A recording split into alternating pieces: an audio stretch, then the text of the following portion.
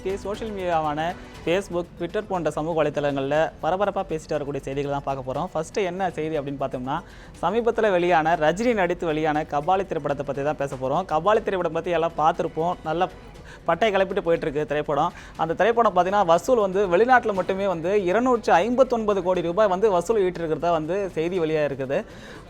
மொத்த வசூல் எவ்வளோன்னு பார்த்தீங்கன்னா 650 கோடி வந்து வசூலாக இருக்கிறதா சொல்லியிருக்கிறாங்க. அந்த காட்சிகளை தான் வந்து பார்த்துட்டு இருக்கிறோம். அது சம்மந்தமான செய்திகளை வந்து ஷேர் பண்ணிட்டு இருக்கிறாங்க. அதே சமயத்தில் வந்து சல்மான் கான் நடித்து வெளியான சுல்தான் திரைப்படம் வந்து பட்டை கிளப்பிட்டு இருக்குது ஹிந்தியில். அந்த சல்மான் கான் வந்து கழகத்தில் இருக்கிறதாவும் தலைவர் நம்ம ரஜினி தலைவர் வந்து சிரிச்சிட்டு இருக்கிற மாதிரியும் வந்து போஸ்ட் போட்டிருக்கிறாங்க. அதே சமயம் அந்த கபாலி திரைப்படத்துக்கு சம்மந்தமான வந்து என்ன கமெண்ட்ஸ் அப்படின்னு பார்த்தீங்கன்னா வந்து கீழே போட்டிருக்கிறது, தலைவர் இப்போ அதாவது தமிழகத்தில் வந்து நடிகர் சங்க கட்டிடம் கட்டுறதுக்கு வந்து இப்போ கேளுங்கடா தலைவர்கிட்ட காசு கேளுங்க, தலைவர் வாரி வாரி வழங்குவார் அப்படின்னு சொல்கிற மாதிரி கமெண்ட்டை நிறையா போட்டிருக்கிறாங்க. அதுக்கு அடுத்ததாக வரக்கூடிய செய்தி என்ன அப்படின்னு பார்த்தோம்னா, பாகுபலி பார்ட் 1 எல்லாருமே பார்த்துருப்போம். பாகுபலியோட அடுத்த 2ஆம் பாகத்தை பற்றி தான் எல்லாம் பேச போகிறாங்க. எப்போ படம் ரிலீஸ் அப்படின்ற செய்தி வந்து ஏற்கனவே சொல்லியிருந்தாங்க. அதாவது பார்த்தீங்கன்னா 2017ஆம் ஆண்டு, அதாவது நெக்ஸ்ட் இயர் பார்த்தீங்கன்னா April 14 ரிலீஸ் பண்ணுற மாதிரி சொல்லியிருந்தாங்க. அப்புறம் April 17 அதாவது 17 April 2017 சொல்லியிருந்தாங்க.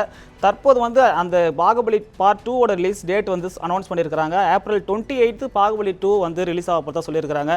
எல்லாருமே வந்து அந்த விறுவிறுப்பு இருக்குது, அந்த படத்தை பார்க்கணும். 2ஆம் பாகத்தில் அன்சிகா எல்லாரும் கட்டப்பா ஏன் கொண்டாரு அப்படின்ற போகிற எதிர்பார்ப்பு மக்களிடையே வந்து இருக்குது. அது குறித்த செய்திகள் தான் வந்து ஷேர் பண்ணிட்டு இருக்கிறாங்க.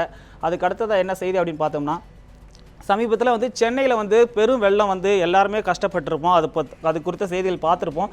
இப்போ அதே போல் பார்த்திங்கன்னா அஸ்ஸாம் மாநிலத்தை வந்து கடுமையான மழையினால் வெள்ளம் பாதித்த பகுதிகளை வந்து ஏகப்பட்ட பேர் வந்து ரொம்ப கஷ்டப்பட்டு இருக்கிறாங்க. அவங்க இருக்கிற காசிரங்கா ஒரு இந்த வைல்ட் லைஃப் சானிச்சரி இருக்குது. அங்கே வந்து ரைனோசரஸ், எலிஃபென்ட்ஸு எல்லாமே, அதாவது காண்டமிருகம் எல்லாருமே வந்து வெளியே ஊருக்குள்ளே புகுந்துட்டு தான் சொல்லியிருக்கிறாங்க. அதுக்கு வந்து சென்னையிலேருந்து வந்து 25 பாக்ஸஸ் ஆஃப் லாக்டோஜன் வந்து 400 கிலோ மதிப்புடைய லாக்டோஜன் வந்து சென்னையில் வந்து உதவி பண்ணியிருக்கிறாங்க. சென்னை மட்டும் இல்லாமல் வந்து சென்னை, கோவை போன்ற எல்லா ஊர்லேருந்து வந்து அஸ்ஸாம் மாநிலத்துக்கு வந்து உதவி செஞ்சுருக்கிறாங்க. அது குறித்த செய்தி வந்து ஷேர் பண்ணிட்டு இருக்கிறாங்க. அதுக்கு அடுத்ததாக அப்படி பார்த்தோம்னா,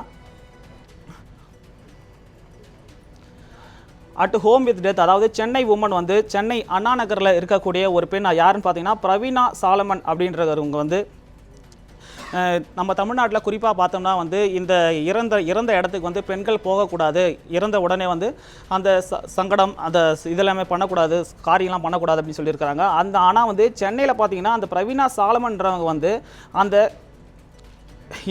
ஹிந்து கிரெமட்டோரியம் அந்த இதுவே வச்சு நடத்திட்டு இருக்கிறாங்க அண்ணா நகரில். அவங்கள வந்து பிபிசி நியூஸ்லேருந்து வந்து பேட்டி எடுத்துருக்கிறாங்க. அந்த பேட்டி தான் வந்து ஷேர் பண்ணிட்டு இருக்காங்க. அந்த காட்சிகளை கூட நீங்கள் பார்க்கலாம். அதுக்கு அடுத்ததாக பார்த்தீங்கன்னா, சிவகங்கை மாவட்டத்தில் இருக்கிற சோழபுரம் கிராமத்தில் சோழர் ஆட்சி காலத்தில் உருவான அந்த கல்வெட்டுலாம் வந்து சிதிலமடைந்து காணப்பட்டிருக்கதா சொல்லியிருக்கிறாங்க. அந்த கொடுத்த இமேஜஸ் வந்து போட்டிருக்கிறாங்க. அந்த இமேஜஸ் பார்த்தீங்கன்னா உங்களுக்கு தெரியும். அந்த இமேஜஸ் வந்தீங்கன்னா அந்த சோழகால மண்டபத்தில் வந்து சிதிலமடைஞ்சிருக்கிறதாகவும் அது வந்து புதர் மண்டி கிடக்கிறதாகவும் சொல்லியிருக்கிறாங்க. உடனடியாக அரசின் கவனத்திற்கு கொண்டு செல்ல இந்த பகிர்ந்திருக்கிறோம் அப்படின்னு சொல்லிட்டு சிவகங்கை சீமை என்ற ஒரு இதில் இருந்து வந்து போஸ்ட் பண்ணியிருக்கிறாங்க. இதுதான் சரண்யா இப்போ தற்போது வந்து ஃபேஸ்புக்கில் பரபரப்பாக பேசப்பட்டு வரக்கூடிய செய்திகள்.